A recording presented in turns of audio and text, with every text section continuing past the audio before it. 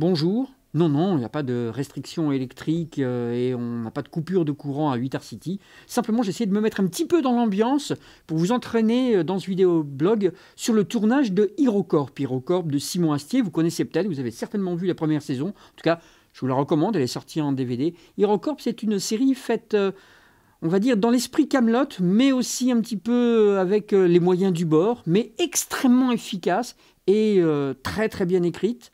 C'est une série de Simon Astier qui met en scène des super-héros, mais des super-héros vieillissants, des super-héros à la retraite, avec des pouvoirs qui sont en train de se dissiper. C'est une série avant tout d'action et d'aventure, avec évidemment une tonalité plutôt comique, mais ce n'est pas réellement une parodie. Et on a eu la chance d'aller justement sur le tournage, au fin fond de la France, sur le tournage de HeroCorp, d'où Romain Nigita a pu rencontrer Simon Astier lui-même. On a eu un succès d'audience sur Comédie sur France 4. Moi j'étais assez surpris parce que je me disais que c'était quand même trop particulier, mais finalement, voilà, quand on fait un truc sincèrement, peut-être que ça peut toucher des gens, finalement, je me rends compte, quoi. Ça change rien parce que la saison 2 a été commandée avant même les scores. Parce que les diffuseurs aimaient bien ça et qu'on a un vrai climat de confiance. On n'est pas en train de brasser des millions. On est en train de parler de scénarios, d'histoires, de genres, de séries, d'envie. Et là, pour le coup, c'est un peu romantique parce qu'on est quand même à la télé. Mais mine de rien, c'est vachement agréable. Donc les diffuseurs nous ont reconduits pour une saison 2. Je pense que si on fait une saison 3, et moi, pour que je puisse demander à tous ces gens de repartir avec moi de l'équipe, il faut qu'on ait plus de budget. Mais là, on s'arrache, quoi. On s'arrache.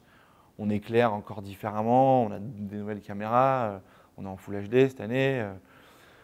On a des travelling. Enfin, c'est un travelling qui a été construit par mon chef électro. Voilà, pendant ces week-ends, un petit truc. Mais bon, ça fait des plans magnifiques.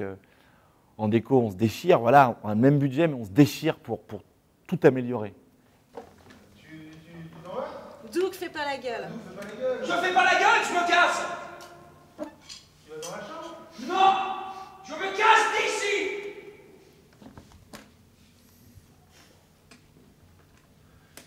Pas mal. Pas mal. Pas mal, pas mal, pas mal, pas mal. Ok, encore. Il est français, toi. Vas-y. Allez, c'est bon, c'est bon. Ça fait deux. Un, deux. Ah non, je vais pas.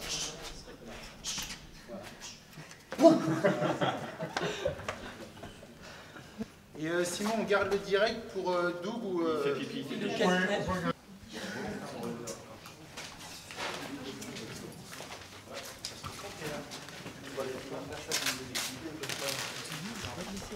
suis qu'à 30% de mes capacités. Ok. Bon, allez-y en combat libre, j'ai envie de voir comment vous bougez. Ok. Sidekick. Attends, il a le droit de faire ça? Bah oui. Ok, alors on joue avec vos règles, pas de problème. Je suis un super-héros, moi! Allez, c'est fini, la colo. Doug, fais pas la gueule. Je fais pas la gueule, je me casse! Tu vas dans la chambre? Non! Je me casse d'ici!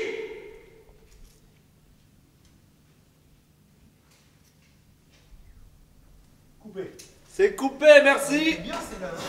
J'ai eu vachement de séries un peu dans ma vie qui ont été importantes. Je crois que la première a été X-Files, parce que j'avais l'âge voilà, de suivre une série, c'était la première. Après, il y a eu Friends, mais Friends, c'est autre chose.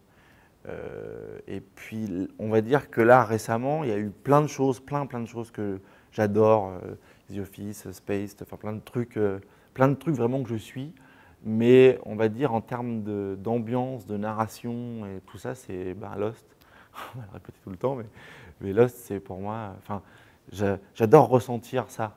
J'adore aller acheter mon DVD et me les mater tous d'un coup. J'aime beaucoup cette écriture-là. Et ce que j'aime dans Lost, c'est qu'il pose des trucs. Et dans le making-of du 1, je crois, il me semble que, je ne sais plus si c'est dans le 1 ou dans le 2, mais il y a un des auteurs qui dit que Abraham, ça dit à la première réunion, il faut qu'il y ait une trappe sur l'île. Et ils ont dit, bah oui, pourquoi? Et ils ont dit, et il a répondu, je sais pas, mais bon, on la met quand même.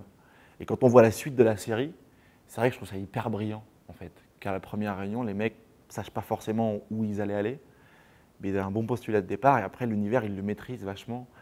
Et j'adore quand on traite de choses, qu'on les explique après, quand on pose les trucs comme des faits établis et que justement après on remonte au sens, à l'origine de ce truc-là et qu'on le fait évoluer par la suite. Enfin, je trouve que c'est ce qui est vachement intéressant dans une série.